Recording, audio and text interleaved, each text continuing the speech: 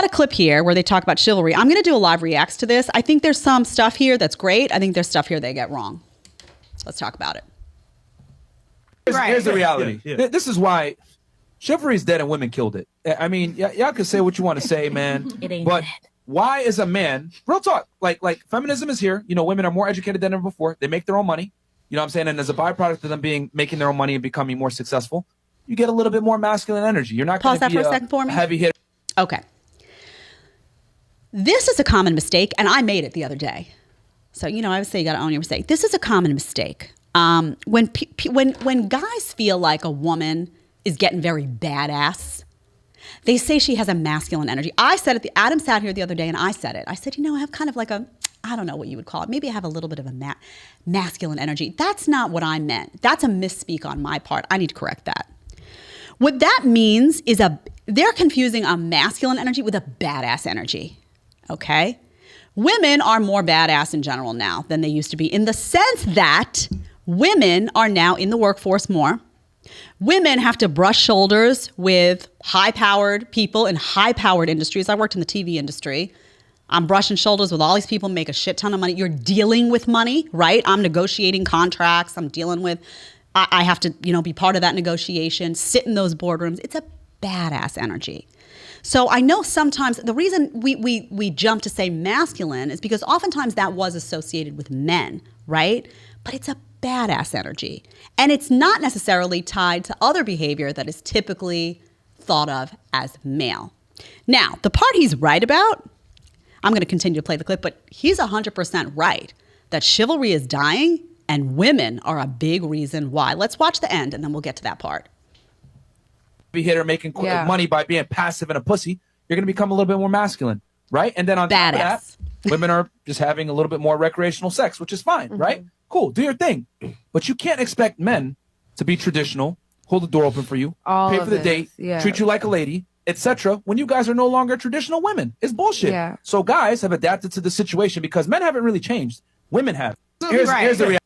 So that part about recreational, they always throw this in, not them, meaning a lot of guys in the space who are trying to get to the bottom of what's going on. Something's changed. Women have changed. They're trying to get to, you know, some people feel men are being abused in the situation now. Some people feel women are being abused. Everyone's talking over each other a lot of the time. I don't want to do that. I want to talk with people. Recreational sex, women having more recreational sex, that's not, first of all, it's not badass. It's not doing women any favors. It's not doing men. It's not good. It's not good. I told you, don't put the goods out there. It's not good. Ladies, you're not increasing your value by being slutty. You're not. I think they would probably agree with me on that. But recreational sex and whether or not you have recreational sex, that's not tied to, you know, being a badass. That's a separate issue. Like, I consider myself a badass woman. You may agree, you may disagree.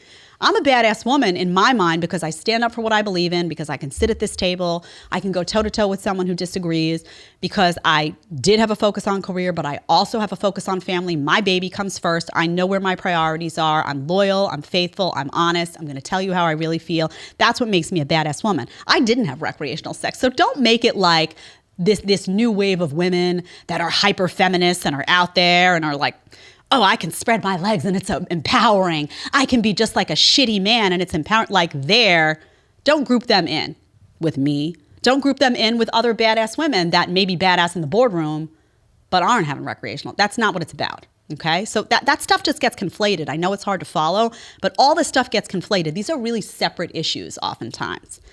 Now, let me say something to the ladies, though. They're right. They're right about chivalry. Chivalry is dying. It's dying, if not dead. Right? Women, you can't say to guys, I want a gentleman. I want a gentleman. And then when that guy goes to offer to pay for dinner or open your door for you, you're suddenly mad. You're like, why is he doing that for me? I'm a woman. I'm perfectly capable of doing it myself. Make up your mind. He knows you're capable of doing it yourself. If you have arms, you're capable of pulling the door on him. That's not why he's doing it.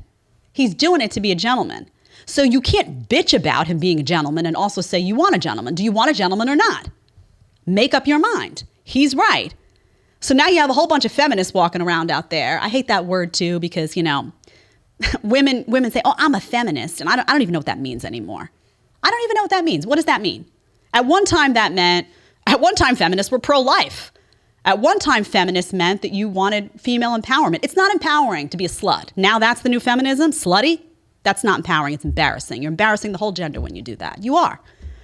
So make up your mind. If you want a gentleman, you got to let him be a gentleman. You can't make that an opportunity to have a moment and have a conversation with yourself about feminism and then go open the door for yourself and then call your friend when you get home and say, he didn't even open my car door. Because you know you do it. So they're right about that.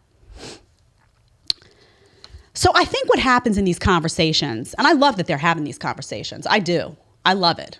I think these are important conversations that need to be had.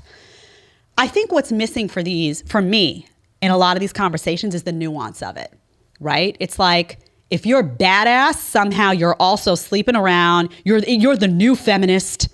You're that person who wants to complain about having your doors. No, that's not, that's like putting women in a box.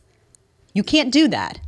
You can't do that because that ignores all the badass women in the boardrooms who do like to have a gentleman and do let that gentleman open the door and aren't sleeping around and are prioritizing their family. It's just not so black and white. This is a gray space. And what you have is people talking black and white over each other, getting insulted, demeaning each other, condescending. No. You got to look at the gray. If you want to fix what's broken, and let me tell you, shit's broken, right? In the dating arena, shit's broken. Men feel disrespected. Women feel disrespected. Women don't trust men. Men don't trust women. If you want to fix that, stop looking at the area like it's black and white and start talking to the gray. There's a lot of gray out there. If you like the short clip, you can catch another one here, or you can catch the full episode right here.